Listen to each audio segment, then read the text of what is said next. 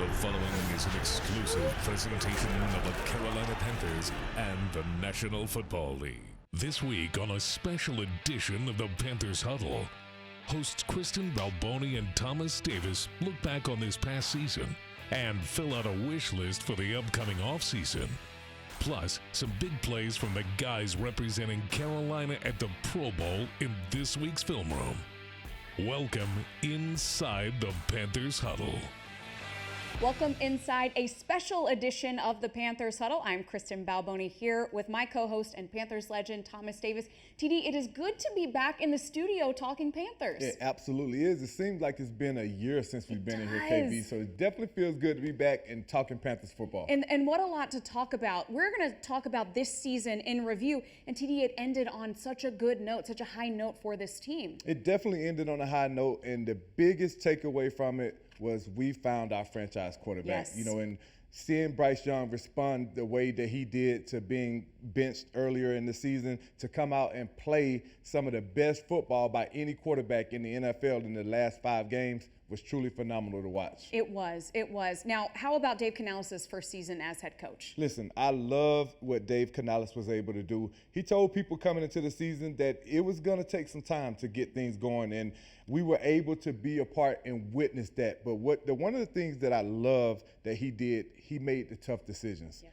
Decisions that we have seen coaches in the past not be willing to make. But it was the right decision for the football team. And the biggest one we just talked about in benching Bryce Young, giving him an opportunity to learn from watching the veteran guy play. So hats off to Dave Canales, and I'm really looking forward to seeing what he's going to do in his second year. And of course, if we talk about high notes, we've got to talk about Chuba Hubbard, 1,000-yard rusher. Just what an incredible growth he has had in this organization. And then to have a year like he had, wow. Absolutely. Chuba is one of those players, when you hear people say the notion earned, not given, he has earned every single thing that has come his way. He has grinded through so many things, and what you see is not a finished product, but it's a product that we all can be proud of, and I know that he's proud of it himself, because when things were down and people counted him out, he just kept going. He kept pounding. He kept fighting. He kept getting the job done. And now to be sitting here as a 1,000-yard rusher and like with such a bright future, you have to love everything that we are seeing, not only from Chuba, but from the guys that we brought in, talking about this offensive line. TD, you are so right. You could not have a great rusher without a great offensive line. That was certainly a big focus in free agency. And you look how well it paid off. In 2023, this O-line gave up 65 sacks. This year, 35. That's amazing. Absolutely. It's great ROI, great return on investment. Dan Morgan went out and he was aggressive in the offseason and making sure that we solidified that offensive line, and it turned up big. You know, we talked about Chuba being a 1,000-yard rusher. You talked about the sack number being cut in half from one year to the next. That's a great indication of this group having a strong nucleus and being able to have some cohesiveness and going out and playing games consistently together. And that's what I love from this football team, because you build from the inside out. You get the trenches taken care of. Now I know that Dan Morgan, without a doubt, he's going to focus in on this defensive line, and I'm looking forward to see what he's doing in this offseason. We are going to be talking much more about that. TD has got a wish list of all of the things that you want to see in free agency and the draft, but I want to go back to another thing that Dan Morgan did well, which was the last draft. You know, wide receiver was a point of concern coming into this season. And then you see Adam Thielen get hurt, Deontay Johnson get traded, and these young guys, TD, really step up. Listen, that was another huge decision that this organization made. You make a trade and bring a Deontay Johnson in and trading Dante Jackson.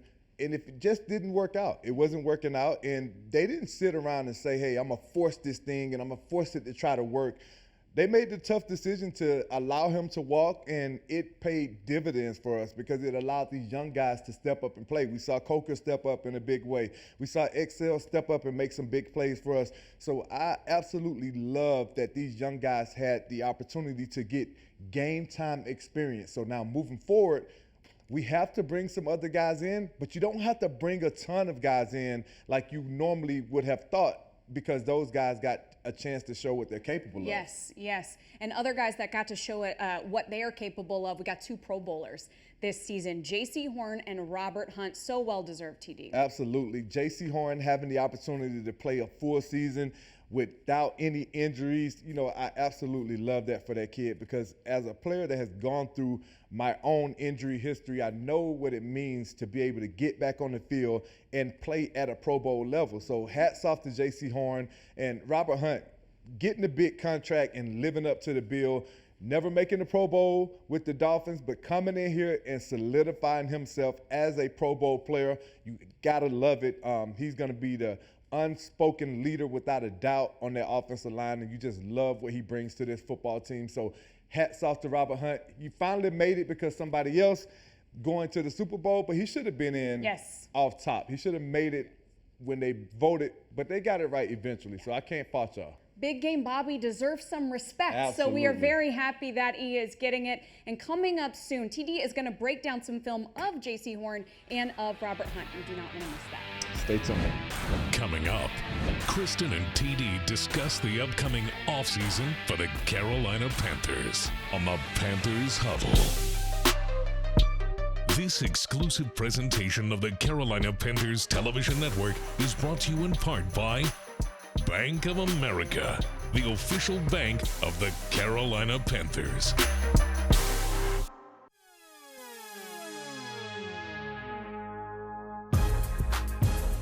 Young throws deep down the left side.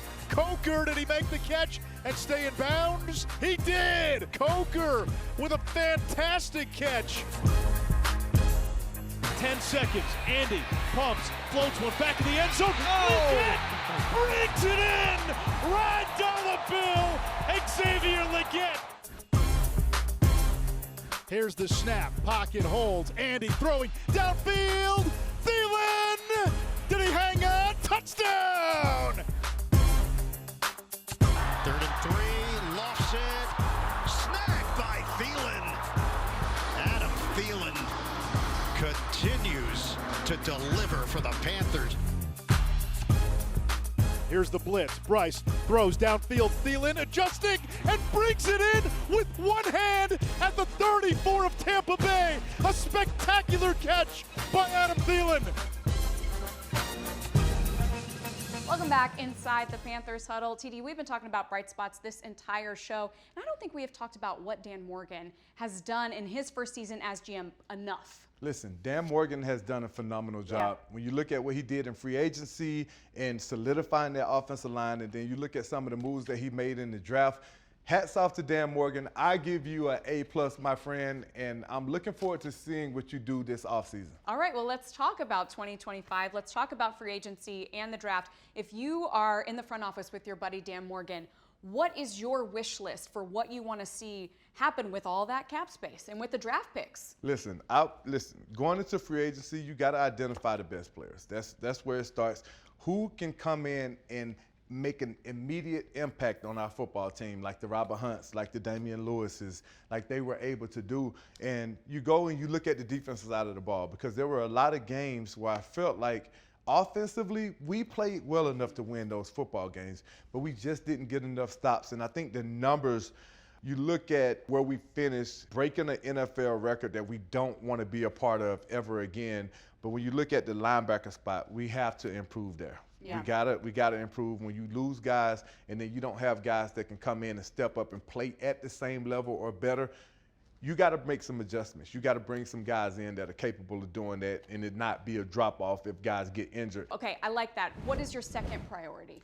I think my second priority would be to attack the defensive line. You got to make sure that when you lose somebody like Derrick Brown, there's not a huge drop-off.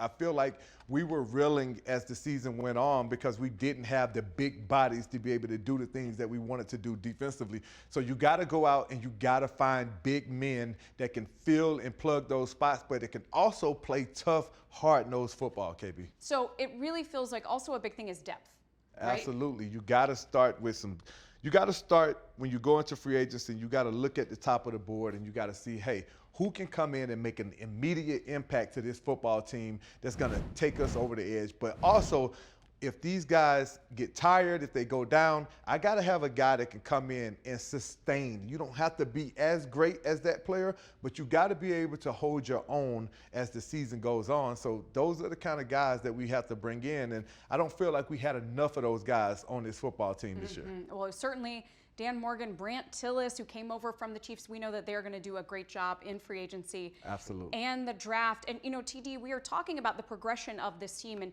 despite all the setbacks, despite all the injuries, we saw some really great flashes, especially when you're watching on the field. You go, oh, that's a great play. That's a great play. You can see where this team is going. And the neat thing is that we have, behind the scenes, we have the best in the business here, as I'm sure people can tell when you watch the content. We have got great videographers, great editors, great shooters. And so now we are going to get a chance to watch not just the great plays from this season on the field, we are going to get a chance to appreciate how good those guys and girls are behind the scenes as we watch this. Listen, they are amazing. They are the best in the league, and they are the best for a reason. And I hope that you walk away from this understanding the amount of energy, effort, and time that they put in to bringing you these kind of plays. So enjoy. It is the 30th season of Panthers football. Season 1 of the Dave Canales era. Dan Morgan in his first year as Panthers GM, trying to resuscitate a team that was 2-15 a year ago. Hey, let's be at our best today. We've earned it.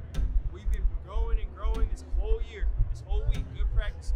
Let's put together. We've earned the right to play great, to play at our best. Let's bring it from the jump. 1 on 3, 1, 2, 3. Let's go. Let's go. Wherever we need to be. Let's go. Let's go. Let's go. Bro, I told you. Come on. Come on. Give me a smile, boy.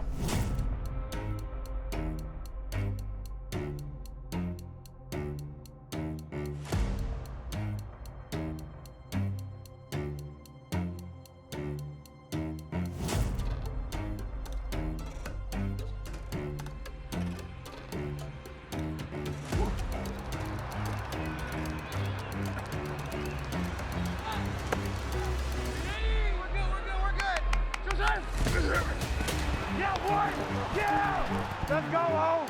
Let's go home. Oh my goodness. Let's go, baby.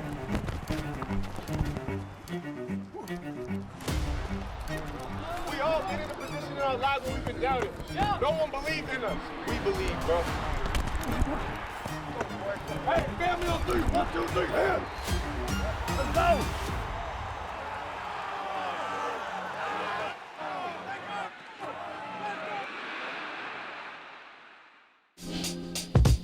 Closed captioning for the Panthers Television Network is provided by Charlotte Eye, Ear, Nose, and Throat Associates, providing premier eye and ENT care to North and South Carolina.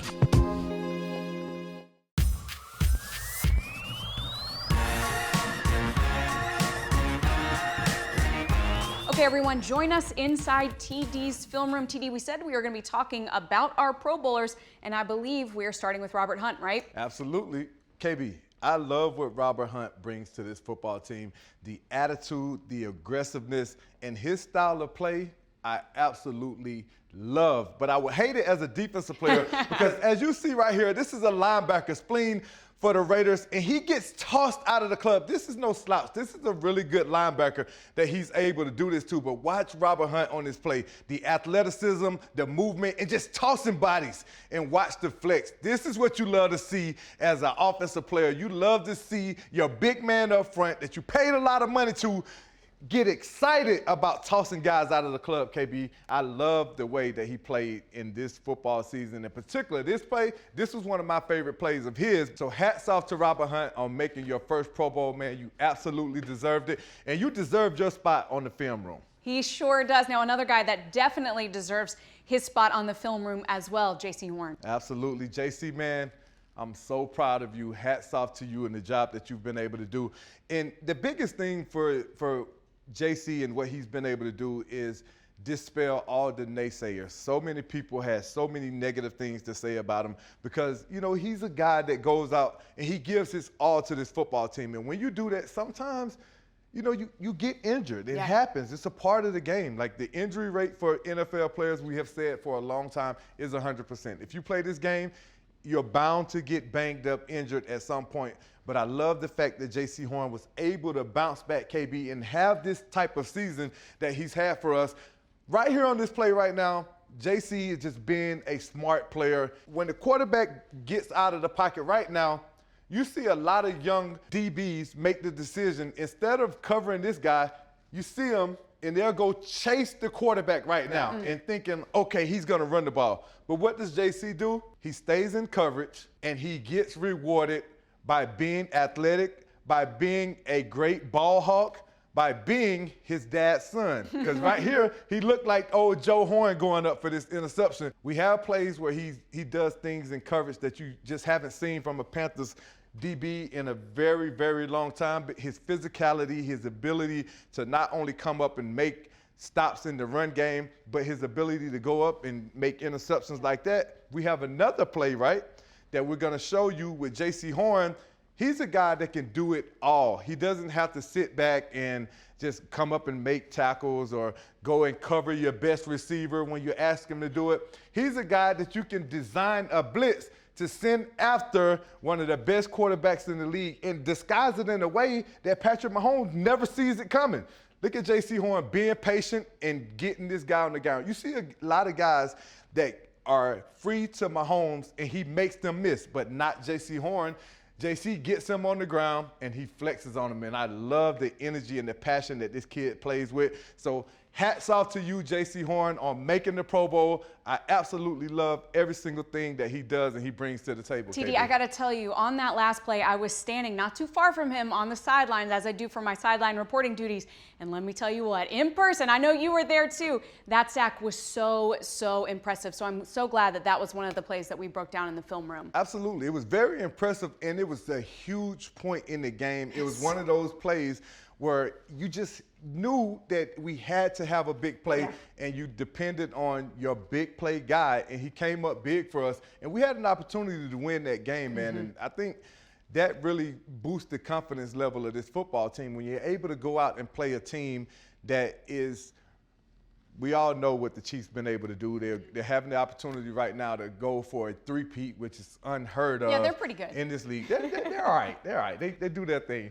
But, you know, to be able to disguise things and fool a guy like Patrick Mahomes, that really speaks to the way that JC has approached the game. He didn't get up there and get antsy and give it away like you see a lot of young DBs do. He was patient. He made it look like he was still in coverage, and therefore he was able to be rewarded with that sack because Mahomes didn't have time to make the decision to get rid of the ball really quickly. So hats off to JC. Hats off to Robert Hunt, man. I'm extremely, extremely excited for you guys, and I'm proud of you guys. And I know what it's like to make it for your first time after putting so much work in. So listen, enjoy the moment. You deserve it. TD, thank you so much for this film room. It was great. No problem. Thank you, baby. When we return, Kristen and TD close the show by shining a spotlight on some guys living up to the keep pounding mentality on the Panthers Huddle. This exclusive presentation of the Carolina Panthers Television Network is brought to you in part by Bank of America, the official bank of the Carolina Panthers.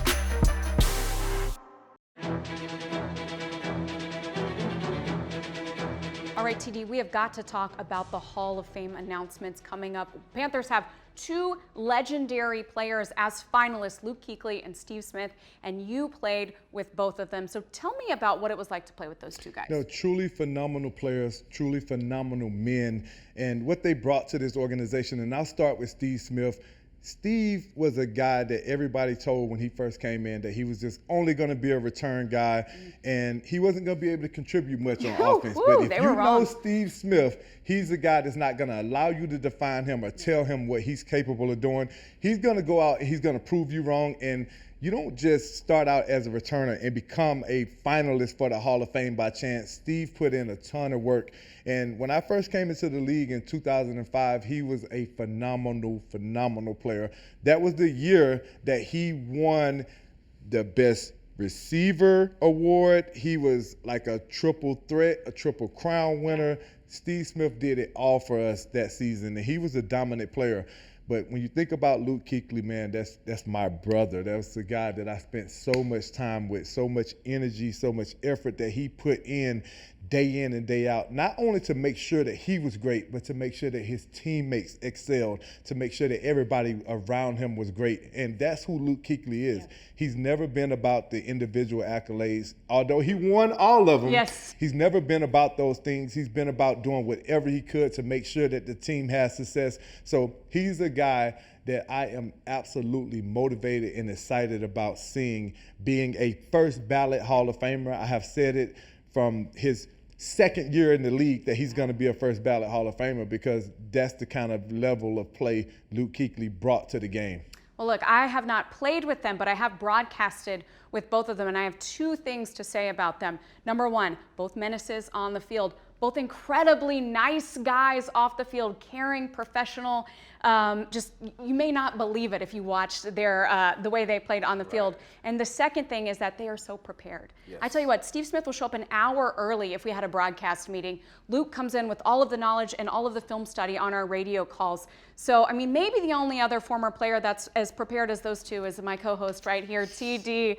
But I completely agree with you. We hope to see them both in the Hall of Fame in Canton this year. So we'll keep our fingers crossed, TD. Absolutely, man. Good luck to my brothers. And listen, whether the vote getters get it right this year or not, you guys will forever be Hall of Famers in our hearts, man. We love y'all, and we're extremely proud of y'all. And I speak on behalf of myself and Panther Nation. We love y'all, and we just want to tell you guys to keep pounding. You've been watching the Panthers Huddle, a copyrighted presentation of the Carolina Panthers and the NFL.